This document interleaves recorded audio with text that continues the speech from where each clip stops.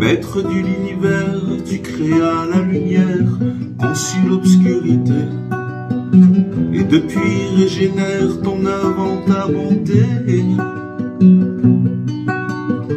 afin de révéler à tes enfants humains encore une autre porte ou encore un chemin. Mais voilà que malgré tes appels, dans mon cœur s'éloigna du tien. Lumière, noirceur, tout fut en vain. Je ne sais plus lire dans le ciel. Maître de l'univers, dans ce son brouillé, les voix qui ramènent un homme égaré vers son père qu'il aime. Que me voici là, éloigné si bas, que je n'entends plus le son de ta voix.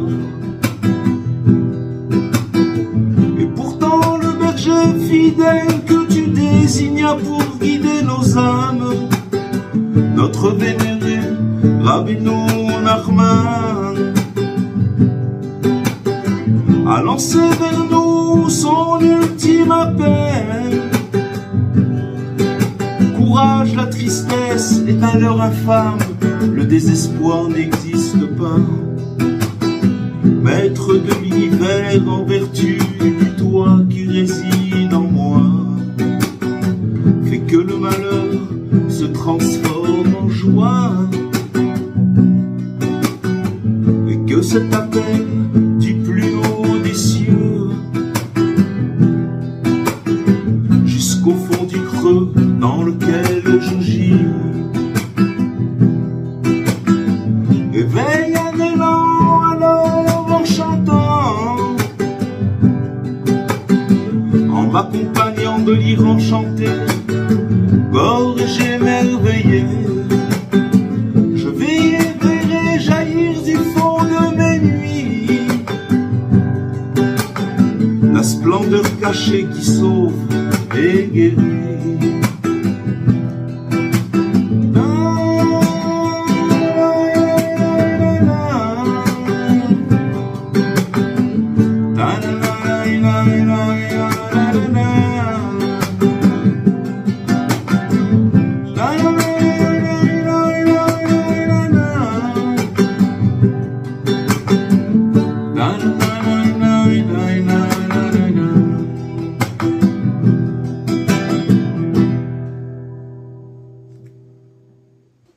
Shavua Tov, bonsoir à toutes et à tous. Alors comme je vous ai dit juste avant la mélodie, on va étudier une histoire de Rabbi Nachman. Ça ne fait pas partie des contes, ça fait partie des histoires que Rabbi Nachman il a racontées. Donc c'est l'histoire du Kapsin Pasha. Kapsin Pasha, c'était quelqu'un, c'était une espèce de chef, de roi. D'accord? Et donc une fois il y avait c'était pas un roi, excusez-moi, le Kapsin Pasha c'était vous allez voir qui c'est dans l'histoire. En tout cas, cette histoire, elle commence, c'était un roi qui s'appelle Togar, ça veut dire que ça devait être un endroit qui s'appelle Togar. Et il y avait un juif, un juif qui était très, très, très important aux yeux du roi. Plus important que tous les autres ministres qui étaient autour du roi. Et le roi, il aimait ce juif qui était à côté de lui d'un amour extraordinaire. Vraiment beaucoup. Plus que tous les autres ministres. Et tous les jours, ce roi, il appelait ce juif. Donc il était très proche de lui. Il l'appelait dans sa maison pour passer des bons moments avec lui, parler avec lui. Et les ministres, ils ont commencé à voir ça d'un mauvais œil, ils ont commencé à être jaloux. Et ils ont commencé à réfléchir, les ministres du roi, comment faire pour le tuer, comment pour le faire disparaître de ce monde. Ils réfléchissaient comment faire. Et il y avait là-bas un pacha. Un pacha, ça devait être quelqu'un qui avait un titre quand même, mais qui était bien entendu, qui n'était pas le roi, il faisait partie des citoyens, mais il avait un titre, et donc, et qui s'appelait Kaptsin Pacha. Et puis, il haïssait ce juif-là. Il ne pouvait pas le voir. Et donc, sa haine, elle était grande, plus encore que tous les autres ministres. Ça veut dire que lui, il était vraiment zélé dans la haine. Et donc, vraiment... Et qu'est-ce qu'il faisait? Il était hypocrite. Il allait et il faisait semblant d'aimer le juif. Ça veut dire que dans son cœur, il le haïssait. Et il le flattait. Il venait, il le flattait, etc. Et donc, tous les jours, il cherchait une occasion pour pouvoir essayer de manigancer quelque chose contre lui, contre ce juif qui était très proche du roi. Une fois, ce pacha-là, il est venu chez le juif et il a commencé à parler avec lui d'une façon un peu douteuse. Et il lui a raconté, tu sais, quand tu viens chez le roi et que tu viens lui parler, il ne peut pas supporter l'odeur de ta bouche. En fait, tu sens mauvais quand tu parles. Et le roi, je te dis franchement, je te dis ça parce que je t'aime. Mais sache que le roi, quand tu viens le voir, j'ai compris que tu as une mauvaise odeur dans la bouche et ça le dérangeait que quand tu parlais devant lui. Et il sent une mauvaise odeur. Mais seulement, il ne peut pas être sans toi. Il veut te voir tous les jours parce qu'il t'aime beaucoup. Mais seulement, voilà, il y a un problème, c'est que tu as une mauvaise odeur dans la bouche et le roi, il ne peut pas supporter. Et à cause de ça, il souffre beaucoup, le roi. Alors, moi, je te donne un conseil. Que chaque fois que tu vas aller voir le roi, t'as qu'à prendre un mouchoir et t'as qu'à mettre des bonnes senteurs dans ce mouchoir devant ta bouche. C'est-à-dire que tu viens avec le mouchoir et que quand tu vas venir devant le roi et que tu vas lui parler, il va pas sentir la mauvaise senteur de ta bouche et au contraire, il va sentir des bonnes odeurs et ça va atténuer, ça va être supportable pour le roi. Et donc toutes ces senteurs, elles vont annuler les mauvaises odeurs. Et comme ça, tu vas pas avoir honte. Et donc ce juif-là, il était tellement simple, il a tout cru. Il a cru tout ce qu'il lui disait ce Pacha Kaptsin là. Et il a dit ok, je vais faire comme ça.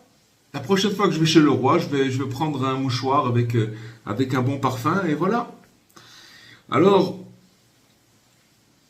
qu'est-ce qu'il a fait après le Pacha Kaptsin? Il est parti voir le roi et il lui a raconté ce qu'il a entendu du juif. C'est-à-dire, bien entendu, il est en train de lui mentir. Le juif, il souffre beaucoup, Majesté, parce que quand il vient vous voir, il a dit que vous sentez pas bon de la bouche. Donc voilà ce qu'il a dit. Et il sent que quand vous parlez, vous sentez pas bon. Et c'est pour ça que qu'est-ce qu'il a fait? Il a dit qu'il va venir avec un mouchoir et avec des bons parfums. Comme ça, il évitera de sentir la senteur de votre bouche. Comme ça, il lui a dit. Donc, mon cher roi, tu verras bien si j'ai raison ou pas. T'as qu'à le convoquer. S'il vient avec le mouchoir, avec une bonne senteur, ça voudra dire que vraiment, ce que je vous ai dit, c'est la vérité. Quand il a entendu ça, le roi, il s'est énervé, il est rentré dans une grande colère. Il a dit, si je vois que tes paroles, elles sont vraies, alors je le tuerai. Je tuerai ce juif-là. Et voici que le juif en question, il vient le lendemain pour aller voir le roi. Il le rencontrait tous les jours. Et il voit que le roi, il voit que ce juif, il a un mouchoir à côté de sa bouche, comme il avait raconté le Pacha Katzin. Et donc, il a commencé à croire aux paroles du Pacha Katzin. Et comme il a vu que les paroles étaient vraiment vraies, que c'était pas juste des racontards, voilà, il a une preuve maintenant. Qu'est-ce qu'il a fait? Il n'a rien dit aux Juifs. Il a écrit une lettre. Et qu'est-ce qu'il y avait marqué dans cette lettre?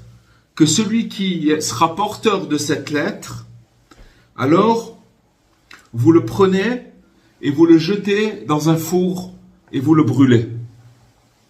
Comme tous ceux qui sont condamnés à mort. Et donc le roi, qu'est-ce qu'il a fait? Il a signé avec son sceau, donc c'était scellé. Et il a dit aux Juifs, s'il te plaît, prends cette missive, prends cette lettre, et amène cette lettre, s'il te plaît, à l'adresse qui a marqué sur l'enveloppe. Et donc, le Juif, bien sûr, il a pris la lettre, et il a promis au roi, ne vous inquiétez pas, je ferai tout ce que... J'amènerai la lettre à l'adresse indiquée. Bien entendu, le Juif, il ne savait pas ce qu'il y avait dans l'enveloppe, et il est parti à la maison. Maintenant, ce Juif-là, il dit Rabbeinu, qu'il était il faisait très attention à la mitzvah. Il était en fait Moël, celui qui fait la circoncision des enfants. Et c'était quelqu'un qui faisait cette mitzvah vraiment au nom du ciel, sans aucun intérêt. Et il était très attaché à cette mitzvah. Donc c'était quelque chose qui était très important pour lui. Et que s'il se présentait devant lui, cette mitzvah, d'aller circoncire un enfant, il faisait attention à rien. Même s'il y avait des empêchements, il avait quelque chose de prévu, il arrêtait tout et il se sauvait pour aller faire cette mitzvah, d'aller circoncire un enfant juif. Donc, ce même jour, il avait une mission, et une mission très importante. C'était quoi? C'était d'aller amener la lettre à l'adresse indiquée. Lui, il ne savait pas qu'en amenant cette lettre, il savait qu'il y avait là-bas il y avait le sceau du roi où on disait à la personne, prenez-le, mettez dans le four et brûlez-le. Lui, il ne savait pas ça. Mais maintenant, il doit faire il a été envoyé du roi, donc c'est très important pour lui de le faire. Il a promis au roi. Mais Dieu, il a cherché à sauver son bien-aimé, ce bonhomme-là, ce juif-là. Et qu'est-ce qu'il a fait? Soudain, sur son chemin, là où il était en train de partir pour amener la lettre au roi, pas au roi, à l'adresse indiquée, il a rencontré un juif qui cherchait quelqu'un pour faire la mila de son fils. À l'époque, c'était pas si évident. Ça veut dire qu'à l'époque, quand il y avait des villages et qu'il y avait des naissances, il n'y avait pas forcément des gens qui savaient circoncire. Donc, il fallait aller peut-être dans la grande ville. Et bon, c'est vrai qu'il y avait 8 jours pour le faire, mais quand même, il fallait donc... C'était le jour, maintenant, peut-être que ce juif-là, c'était le jour de la mila de son fils. Et il est parti, il cherchait quelqu'un qui fasse cette mitzvah. Et il est tombé, Dieu, il a fait qu'il est tombé sur ce juif-là, l'ami du roi. Et donc, comme son chemin, comme il avait l'habitude de jamais laisser la mitzvah de côté, il a commencé à réfléchir, qu'est-ce que je vais faire maintenant? J'ai une ordonnance du roi, où le roi il m'a demandé d'amener cette lettre. C'est le roi qui me l'a demandé. Et qu'est-ce qui s'est passé? Au moment où il est en train de penser à ça, il avait un dilemme. Il s'est dit, d'un côté, j'ai une mitzvah que jamais je l'ai laissé tomber, cette mitzvah. Et d'un autre côté, j'ai la lettre du roi que je dois amener à une adresse précise. Donc, je suis vraiment dans un grand dilemme. Et Hachem, qu'est-ce qu'il a fait dans sa grande providence? Soudain, il voit le Pacha Katzin qui était là. Et il a commencé à raconter, ce juif au Pacha Katzin, qu'il était chez le roi et que le roi, il lui a donné une lettre et il lui a demandé d'amener cette lettre à une adresse. Et maintenant, Dieu, il lui a en même temps amené la mitzvah de faire le Brit Mila, de faire la circoncision. Et donc, comme lui, il était engagé par rapport à ça, que jamais il laissait tomber cette mitzvah, il a pris cette mitzvah, il en a fait pour lui quelque chose de très important. Donc, je te demande, s'il te plaît, je te demande, il a demandé au Pacha Katzin, prends-toi la lettre, s'il te plaît, et va là-bas. Et le Pacha Katzin, il était très très content. Pourquoi il était content? Il dit, parce que maintenant, j'ai une bonne raison, je vais commencer à le dénoncer au roi, parce qu'en vérité, il n'a pas fait la volonté du roi, puisqu'il a pas fait la volonté du roi. Il a trouvé quelqu'un qui fait la chose à sa place. Et donc, il a pris, le Pacha Katzin, il a pris la lettre du juif, et il est parti à l'adresse, il a tapé à la porte, et donc ce bonhomme qui était là-bas à l'adresse, lui, il était préposé à prendre tous les gens qui arrivaient là-bas, et il avait un four, et il jetait les gens dans le four. C'était vraiment, il les jetait dans les fours, et voilà comment ça se passait. Et donc on voit qu'ici, il dit qu'en vérité, le jugement, il y avait un jugement sur ce juif. Pourquoi il y avait un jugement sur ce juif? Parce qu'on voit qu'il était en danger. Dieu, il l'a sauvé, mais normalement, d'après la logique, il aurait dû prendre la lettre, partir et mourir. Donc il y avait un jugement sur sa tête. Mais qu'est-ce qu'il a fait Dieu? Il a détourné ce jugement et il a jugé l'autre qui a voulu lui faire une manigance, et il a été jugé de la même façon, c'est-à-dire que c'est l'autre qui a été brûlé. Maintenant, le juif, il ne savait pas du tout de tout ce qui s'était passé. Pour lui, il a passé la lettre. L'autre, le Pacha Katzin, il est parti amener la lettre, il lui a rendu service, puisque n'oubliez pas que le Pacha Katzin, c'était un grand flatteur, un grand hypocrite, qui lui faisait croire que c'était son ami. Donc c'est pour ça qu'il s'est permis, le juif, de lui donner la lettre pour qu'il l'amène à l'adresse donnée. Mais en vérité, il n'avait aucune bonne intention. Et donc le juif, il savait pas ce qui s'était passé. Et le lendemain, le juif, tout simplement, il s'est présenté comme tous les jours chez le roi. Et quand le roi, il l'a vu, il était étonné. Il lui a dit, le roi, t'as pas encore fait ce que je t'ai demandé de faire, d'amener la lettre que je t'ai donnée et que de l'amener chez l'homme là-bas, à l'adresse que je t'ai donnée. Alors il lui a répondu, le juif, Majesté, mon roi, la lettre, en vérité, je l'ai donnée au Pacha Katzin pour que lui, il amène cette lettre à l'adresse indiquée. Parce que juste avant, Dieu, il m'a présenté une mitzvah très importante pour moi, le fait de circoncire un nouveau-né. Et j'ai l'habitude pour jamais laisser cette mitzvah en plan. Donc,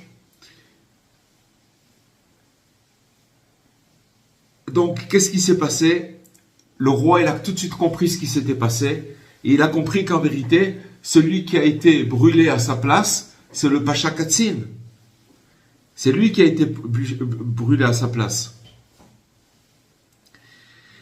Qu'en vérité, le Pacha Katzin, il l'avait dénoncé, et finalement, ça s'est retourné contre lui. Et tout de suite, qu'est-ce qu'il a fait, le roi? Il a demandé aux Juifs, et qu'est-ce que c'est ce que tu tiens toujours devant moi, un mouchoir avec des bonnes senteurs, quand tu parles avec moi? Alors il lui a dit, non, le Pacha Katzin, c'est lui qui m'a donné ce conseil, parce que il m'a expliqué qu'en vérité, que j'avais une mauvaise odeur dans la bouche, et que ça vous dérangeait. Donc moi, finalement, ce que j'ai fait, c'est que j'ai écouté le conseil du Pacha Katzin. Alors tout de suite, le roi, il a tout compris.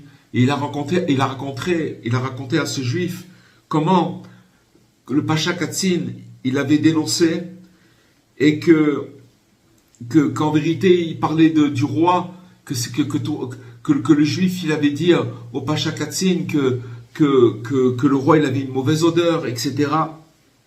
Et que c'est pour ça que tu venais avec ce mouchoir avec une bonne odeur. Parce que j'avais moi une mauvaise odeur dans la bouche. Et après, le roi, il lui a dévoilé qu'est-ce qu'il y avait marqué dans la lettre. Et après, il lui a dit, le roi, maintenant je sais qu'il y a un maître dans le ciel qui sauve les gens qu'il aime. Et le Pacha, ce Pacha Katzin, qu'il a essayé de manigancer, de te faire du mal, alors c'est ça qui devait lui arriver. Et donc, Hachem, il lui a payé ce qu'il voulait faire comme mal, il a exactement reçu le mal que lui voulait faire, qu'il voulait faire. Et donc, à partir de ce moment-là, il dit Rabbeinu que ce juif-là, il a grandi en importance chez le roi. Il est devenu plus grand que tous les autres ministres. Et le roi, il l'a aimé de tout son cœur et beaucoup, beaucoup. Alors, ça, c'est l'histoire.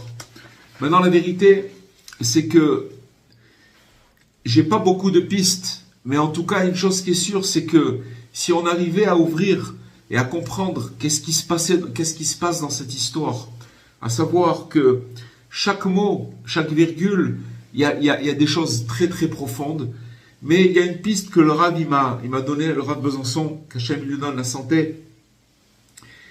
Il m'a dit que, en fait, ce qui s'est passé, c'est que le juif, il était en danger. Pourquoi il était en danger?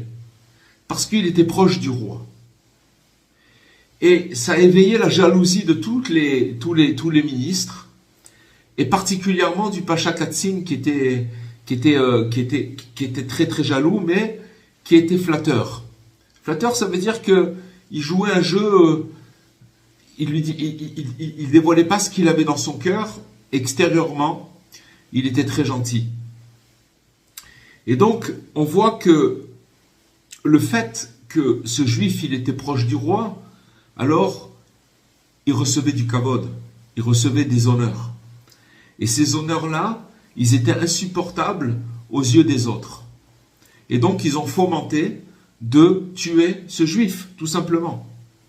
Maintenant, comme ce juif, il était attaché à une mitzvah, à un précepte, vous savez, Rabbi Nachman, il dit une chose, c'est que il faut, quand on accomplit la loi, c'est-à-dire qu'on veut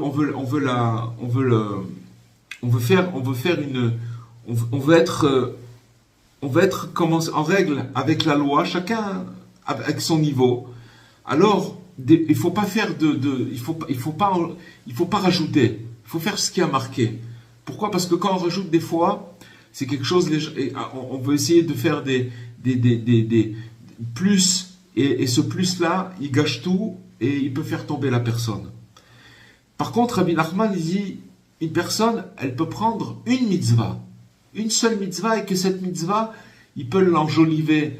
Par exemple, je donne un exemple, l'allumage des bougies. Alors, par exemple, je sais pas, il va acheter des chandeliers spéciaux, et il va faire attention d'allumer, que les bougies, elles soient, par exemple, prêtes déjà sur l'endroit où il allume avant Shabbat, que c'est déjà prêt 2 ou 3 heures avant, et qu'il a préparé l'endroit. Il fait la mitzvah, il met tout son cœur dans cette mitzvah, et ça c'est une mitzvah qu'il fait. Maintenant, ce juif-là, il avait la mitzvah de faire la mila. Et donc maintenant, il était en grand danger, parce que lui, il ne savait pas qu'il était en danger. Il a failli mourir. Pourquoi? À cause des honneurs. C'est-à-dire que il était proche d'Hachem.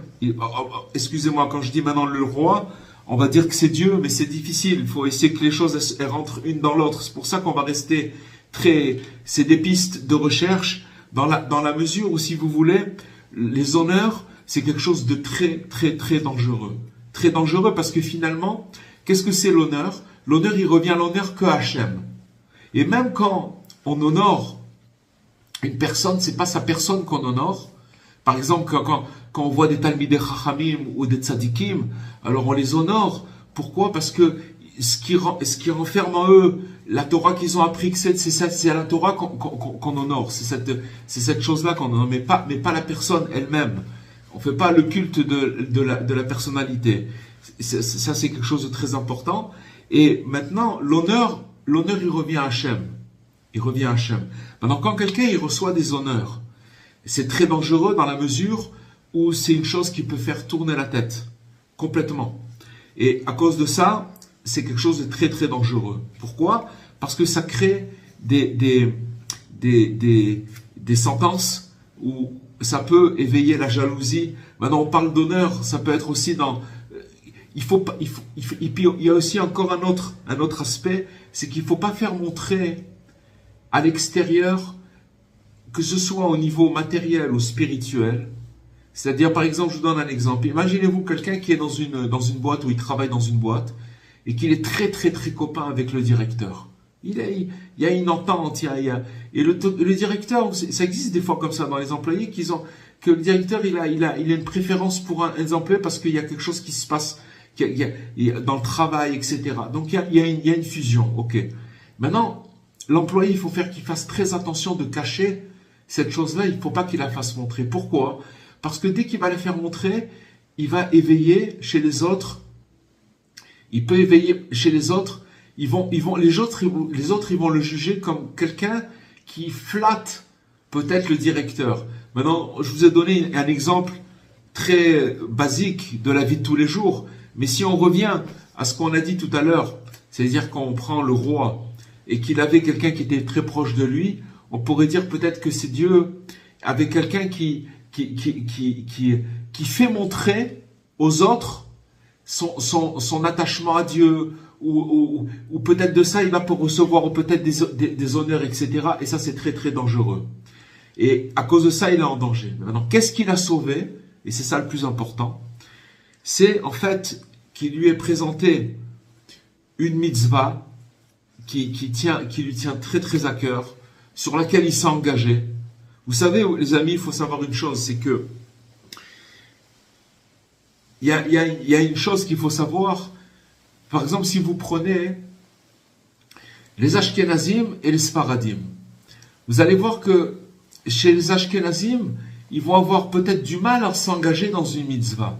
Mais s'ils s'engagent, alors ils vont jusqu'au bout. C'est pas parce qu'ils sont mieux, c'est parce qu'ils ont reçu une espèce de, comment dirais-je, d'éducation. Et ils sont plus durs aussi de s'engager dans la mitzvah. Par exemple, vous allez prendre des Sfaradim qui ont un cœur énorme. D'accord? Alors, ça ne veut pas dire que les autres, ils n'ont pas un cœur. Mais j'explique, ils sont plus chauds. Donc, ils vont rentrer dans une mitzvah, mais s'il y a une difficulté, c'est possible qu'ils vont dire « je peux plus ». Alors, c'est pour ça que les autres, ils ne rentrent pas dans la mitzvah. Parce que c'est marqué que quand on rentre dans une mitzvah, on doit s'engager dans la mitzvah. C'est-à-dire que, donc lui s'est engagé, ce juif-là, c'était sa mitzvah sur laquelle il s'est engagé, ça veut dire qu'il a dit, il n'y a rien qui va me détourner de cette mitzvah. Il est rentré dedans maintenant. Quand il était en danger, à cause de la jalousie qui s'est fomentée derrière son dos et il risquait sa vie, la preuve c'est qu'on a vu dans l'histoire que c'était un fil qui les passait. Qu'est-ce qu'il a sauvé? C'est qu'il s'est présenté à lui cette mitzvah-là. Et qu'est-ce qu'il a fait? Alors qu'il avait un commandement du roi, il était fidèle au roi. Qu'est-ce qu'il a fait? Il a décidé il savait pas comment faire. Et Dieu lui a amené son ennemi, et il lui a donné la lettre et lui, il sait pas que c'est son ennemi. Il lui a donné la lettre, fais-moi plaisir, amène-moi cette lettre là-bas. Et donc, pourquoi? Parce qu'il s'est sacrifié. En fait, Rabbi Nachman, il dit que on peut pas demander à quelqu'un de se sacrifier. C'est pas possible. C'est pas possible. Mais ce qu'on apprend de cette histoire, c'est que quand on fait quelque chose, une mitzvah quelconque, et qu'on se sacrifie pour elle, c'est-à-dire que on laisse tous les honneurs, tout, et on court faire la mitzvah. Et on s'en fout de tout, on fait que ça. alors cette chose-là, elle a le pouvoir de complètement inverser les choses et de nous protéger, de nous sauver complètement. Nous, on voit pas, mais seulement on est complètement... Et seulement, c'est quand ça arrive et que ça devient un sacrifice. Bien entendu, on peut dire à personne on peut en dire de faire un sacrifice, c'est pas quelque chose qu'on peut dire, sacrifie-toi. Rabbi Nachman, il a dit, on ne demande pas à une personne de se sacrifier. Mais entre les lignes, ce qu'on apprend ce soir, c'est qu'en fait, le sacrifice, n'importe quoi qui a trait à Dieu, sacrifice, ça veut dire que ça me coûte. Ça veut dire que maintenant, lui, il devait partir faire la mission du roi. Le roi, il a donné c'est quelqu'un de très proche du roi. Le roi, il prend pas des gens proches, il parle pas avec des gens tous les jours, il se délecte pas de discussions et de bons moments passés ensemble avec n'importe qui. Ça veut dire qu'en vérité, ce juif-là, il était très très proche du roi. Mais, donc, pour être proche du roi, ça veut dire qu'il faut être fidèle. Et ça veut dire quoi? Et qu'au moment où il l'a envoyé faire cette mission, eh ben, cette mitzvah, elle est venue le sauver. Elle s'est présentée à lui. Pourquoi? C'est pourquoi, il y a encore un autre point que je voudrais dire. C'est que quand on s'engage dans une mitzvah, quelconque, d'accord? Et qu'on la fait à fond, cette mitzvah-là, au moment où on en aura le plus besoin, c'est elle qui va venir nous secourir pour nous détourner d'un mauvais plan, d'une mauvaise direction, d'un mauvais truc. Elle viendra nous sauver. Seulement, elle va se présenter sous forme que si on ne fait pas un sacrifice, alors, ce sacrifice-là, en vérité, c'est ça qui nous sauve du pire de l'autre côté. Vous comprenez, les amis? Il y a beaucoup de choses à dire, parce qu'en vérité, qu'est-ce que ça veut dire, la mauvaise odeur qu'il avait dans la bouche? Qu'est-ce que ça veut dire? C'est tout des secrets extraordinaires. Mais, ce point-là, hein, il est important de comprendre que voilà, il faut que dès que, si vous voulez, dès qu'on commence à tirer, et c'est inconscient, parce que le kavod, les honneurs, c'est quelque chose de très très très fort. C'est pour ça que c'est très dangereux. Et maintenant, si vous voulez, on doit arriver à pouvoir faire les choses pour Hachem. On est loin du compte, mais c'est ça que ça nous fait montrer ici. C'est-à-dire que si on a une mitzvah dans laquelle on est engagé, cette mitzvah-là, elle viendra nous sauver au moment, elle est là. C'est là-dessus qu'on s'appuie.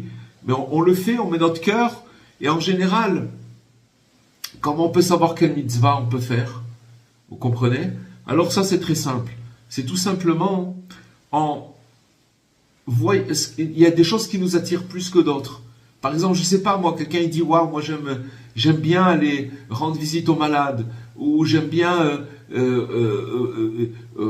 par exemple, les lumières de Shabbat, les nérodes de Shabbat. Chacun, il peut avoir, ou par exemple, quelqu'un dit, waouh, moi c'est les tefilines que je truc, un autre c'est les tzitzit, quelqu'un, ou alors d'aller remonter le moral des gens, peu importe, une mitzvah, quelque chose où il se trouve, où il se sent concerné, qu'il aime bien, et c'est quelque chose qui l'attire.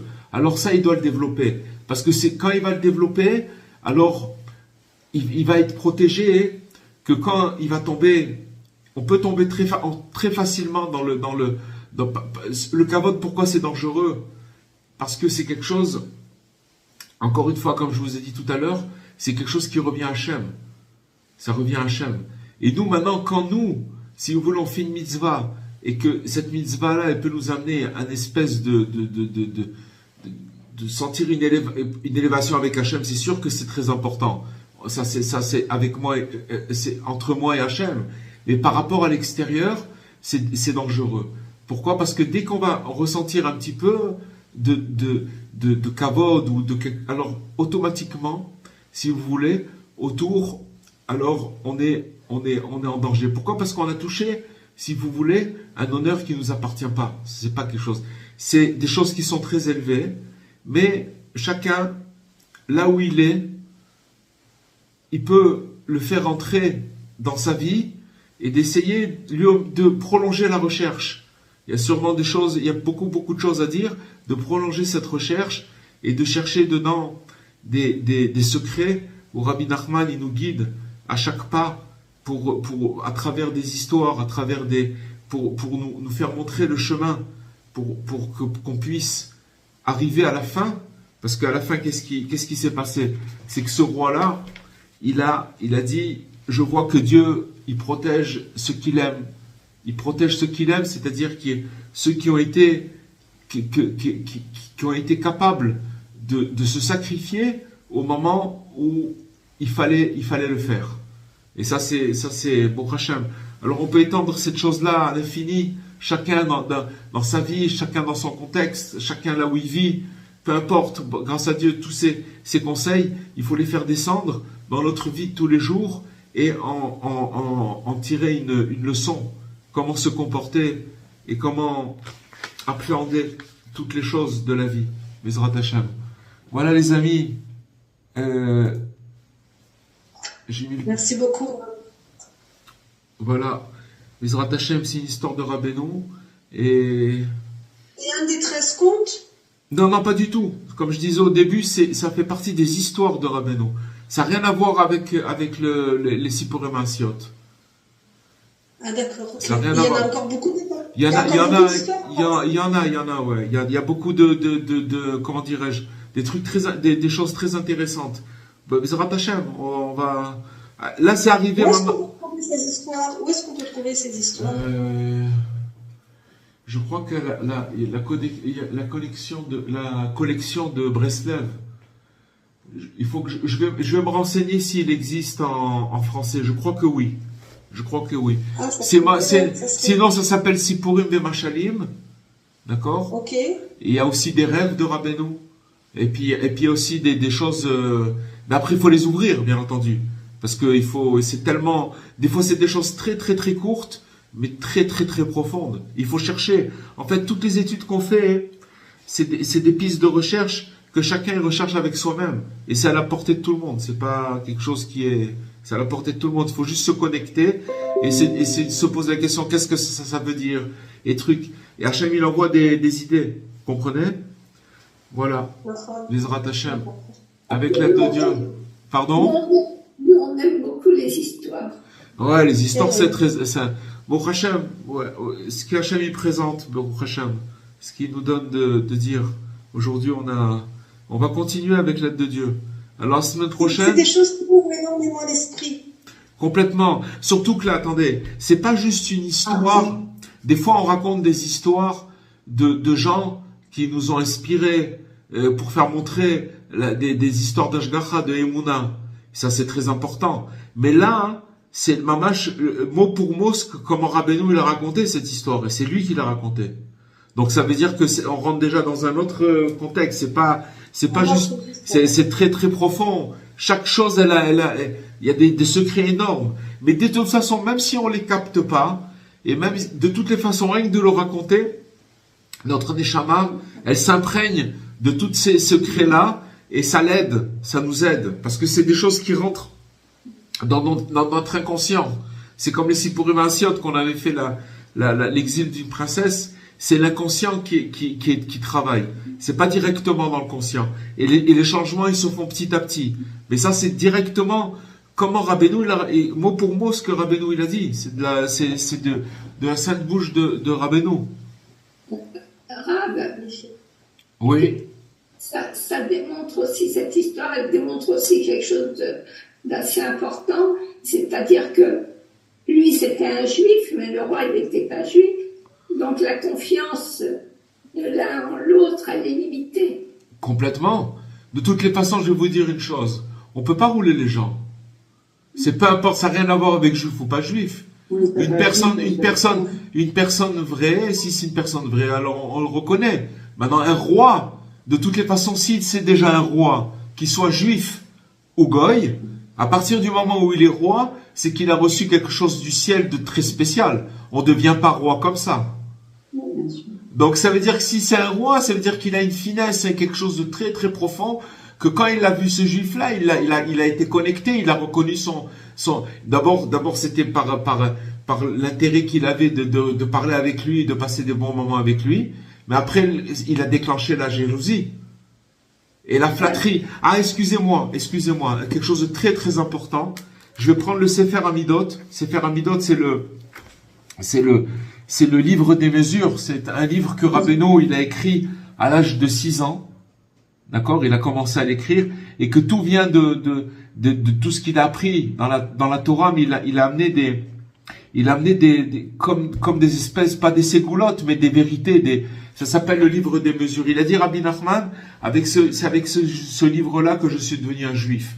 Juif dans le plein sens du terme, comme on dit, le juif par excellence. Alors je voudrais juste lire deux, trois choses sur la flatterie, parce qu'on voit que finalement, ce Pacha Katzin, il a vraiment fait usage de la flatterie, et qu'est-ce que ça amène la flatterie? Il dit comme ça, Rabbeinu. Il dit, à cause de la flatterie, on vient à proférer des obscénités, et inversement. Qu'est-ce que ça veut dire? Ça veut dire que maintenant, c'est une inversion possible. En fait, que à cause des obscénités, on devient flatteur. Quand une personne, elle utilise sa bouche pour dire des choses pas belles avec sa bouche, ce qu'on appelle les obscénités, alors elle va être dirigée vers la flatterie. Et maintenant, en se gardant de pas flatter aussi, alors on se préserve de l'obscénité, de dire des choses pas belles avec sa bouche. Ça, c'est Rabbeinu qui dit. Maintenant, il dit autre chose. À cause de la flatterie, attendez, excusez-moi, j'ai sauté parce que c'est quelque chose un peu de dur. Donc, il dit, la flatterie cause la frayeur. Quand, par exemple, qu'une personne, elle flatte une autre personne, d'accord? Ça va amener de la frayeur. Elle va avoir peur après. C'est comme ça qu'il dit Rabbeinu. Encore une chose, celui qui marche dans la rue et il trébuche, il est certain qu'il a une tendance à la flatterie. Encore une chose, la flatterie occasionne des douleurs cardiaques. Celui qui peut... Je comprends pas. Quand vous dites, excusez-moi, je suis obligée de vous couper parce que je suis pas en train de bien comprendre. Quand vous dites la flatterie, c'est celui qui flatte ou celui qui aime être flatté? Non, c'est celui qui flatte, bien entendu. Ah, c'est lui. Bien sûr. Maintenant, celui qui aime être flatté, c'est un malade aussi. Mais maintenant, c'est pas la peine d'aller voir quelqu'un et de le flatter. Ou quelqu'un qui aime, non, ça peut être quelqu'un qui aime la flatterie ou quelqu'un qui aime pas la flatterie, peu importe. C'est celui qui flatte. Le flatteur, c'est le flatteur, c'est celui qui flatte. D'accord, j'ai compris, merci. Donc, la flatterie occasionne des douleurs cardiaques. Celui qui place sa confiance dans les autres finit par recourir à la flatterie. Quand je crois que c'est lui qui va m'aider, quand je crois que c'est lui qui va me donner mon truc, quand je crois que c'est tout ça truc-là, ça amène que la personne, comme elle croit que c'est lui, alors elle est obligée d'avoir un comportement qui va pencher vers la flatterie. Ça va faire attention. Celui qui se garde de la flatterie sera sauvé grâce à cela. D'accord? Il est permis de flatter les pervers dans ce monde-ci. Qu'est-ce que ça veut dire? Ça veut dire que si maintenant tu peux rapprocher un pervers vers le bien, alors c'est permis de le flatter. Mais c'est dans l'intention de le rapprocher. La flatterie éveille la rigueur divine. En outre, sa prière n'est pas exaucée. Il est répugnant aux yeux de tous. Voilà ce que c'est un flatteur. Et vous voyez que la flatterie, c'est quelque chose de très, très, très, très, qui détruit le monde. Maintenant, on a fait cette histoire parce que on voit qu'il y a de la flatterie dans ça. Qu'est-ce qu'il a fait en fait? Dès il a vu que, parce qu'en fait, regardez, lui, il peut pas imaginer ce Pacha Katzin, puisqu'il est que dans la flatterie. Il peut pas imaginer que si ce juif-là, il a les honneurs du roi et que le roi il l'aime, ça veut dire que ce juif-là, il l'a flatté. Il a flatté le roi. Alors lui, il vient et il flatte et il est en train de manigancer quelque chose pour le faire tomber. Enfin, il y a beaucoup à dire. Voilà un truc, ça c'était un passage que j'avais oublié, que je voulais faire, parce que il y a quelque chose qui sort de la flatterie ici, j'ai voulu faire dans le Sefer Amidot de Rabbeinu pour pour parler de quelques points de la flatterie. Voilà. Les amis. Attendez, excusez-moi, il y a Ouais. encore quelque chose que j'ai pas bien compris, excusez-moi. Ça veut dire quoi qu'on peut flatter les pervers? J'ai pas bien compris à la fin. Les pervers, ça veut dire que les gens qui sont pervers, d'accord? On Maintenant, dit mauvaise méthode. Et pourquoi on pourrait flatter cela? parce que si c'est pour les ramener vers le bien, alors c'est moutard. Vous avez compris? Pour les ramener D'accord. vers le bien. C'est pas pour leur donner, leur dire, ah, vous êtes vraiment extraordinaire, alors que c'est des monstres. D'accord? C'est pas ça. C'est de les flatter, mais pour les attirer vers le bien. Alors, s'il y a une option comme ça, hein, c'est permis. Comprenez? Non, oui, je comprends. Voilà. Je comprends. Maintenant, il y a des situations, par exemple, où on a besoin de flatter. Je prends l'exemple d'une maman qui a besoin de flatter ses enfants pour leur donner Ça s'appelle pas de la flatterie. Ça s'appelle pas de la flatterie. Ça s'appelle, ça s'appelle, je vais vous dire quoi? Développer le point positif de l'enfant. Et ça n'a rien à voir avec la flatterie. C'est qu'une maman, quand elle dit à son fils, tu vas y arriver, une maman, elle y croit vraiment. C'est pour ça que le fils, il y arrive. Ouais. Tout simplement parce que la mère, elle voit tellement son point positif, et ça n'a rien à voir avec la flatterie. La flatterie, c'est pas ça. C'est que j'ai un intérêt, comme il a dit, j'ai un intérêt, parce que je crois que les gens, que je compte, c'est celui qui me donne, celui qui fait pour moi, et ces trucs. Donc ça veut dire que je vais commencer à le flatter, parce que je crois que c'est lui qui m'amène. C'est lui qui me donne. Ça n'a rien à voir. Une maman, au contraire, tout ce qu'elle peut, et puis ça se termine pas quand les enfants ils sont petits, ça continue pour toute la vie. C'est la place des parents, c'est d'encourager, waouh, c'est magnifique, et vraiment, mais pas magnifique dans le faire semblant. Parce que faire semblant, ça s'appelle de la flatterie. Mais si c'est vrai, c'est pas de la flatterie. Au contraire, c'est d'encourager, c'est de donner des forces. Vous comprenez? Et la flatterie, ce que vous voulez dire quand vous dites flatterie, c'est une flatterie hypocrite. Par exemple, si je pense vraiment, une personne, elle a fait quelque chose d'extraordinaire, et je lui dis, ce que tu as fait, c'est formidable. C'est une forme, mais je le pense vraiment. Bah, alors ça veut dire que cette personne-là, je veux le renforcer dans quelque chose de bien qu'il a fait. Ok? Ça s'appelle pas de la flatterie. C'est pas ça la flatterie. La flatterie, non, mais ça c'est pire que ça. La flatterie, ça veut dire que maintenant je vais dire quelque chose sur quelqu'un, je vais le flatter, alors que dans mon cœur, je pense le contraire ou pire encore. Comprenez? C'est de la manipulation. C'est de la manipulation, exactement. Je sais pas qui c'est qui a dit tout à l'heure, je crois que c'est Thierry, il a parlé de séduction, il y a un peu de ça aussi. Mais regardez, si vous allez, écoutez, si vous allez vous allez sur Google et vous mettez synonyme, vous marquez flatterie, vous allez voir toutes les nuances qu'il peut avoir, elles sont toutes vraies. Alors c'est tout, c'est clair, on sait ce que c'est de la flatterie. La langue française, elle a tellement de nuances que si quelqu'un y cherche, il sait ce que c'est la flatterie. D'accord? D'accord. J'ai bien compris maintenant. Excusez-moi pour toutes ces questions. Non, mais c'est important, c'est très important parce que ça éclaircit les choses pour tout le monde. C'est Pas de la compter. C'est très très important. Voilà les amis, Voilà. avec l'aide de Dieu lundi prochain, on se retrouve sur les ondes de Rabbi Nachman, Bezrat Hashem. Bracha, Be'atzlacha, à bientôt.